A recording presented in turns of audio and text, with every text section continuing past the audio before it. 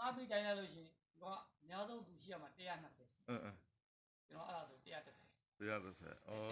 စားပြီးမှစားပြီး2နာရီကြာကောက်တိုင်းလိုက်တော့ပုံမှန်ကျွန်တော်ထိန်းထားတဲ့ကဆရာစိတ်ကြီးနဲ့စိတ်ပထမဘယ်လောက်တက်တယ်ပထမတော့380 380ကြာတယ်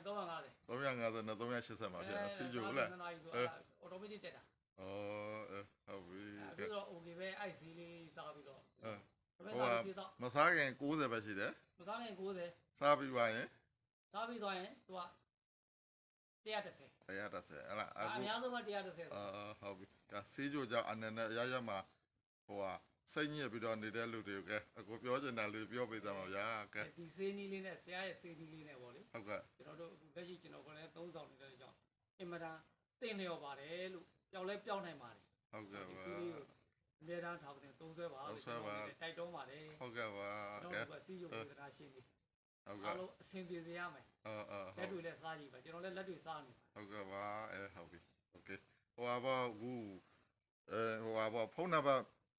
မေးနေလို့လေလား399699688399လားဟုတ်ပြီအဲ့နံပါတ်နဲ့ဆက်သွယ်လိုက်ပါတကယ်သိကျင်တဲ့လူတွေ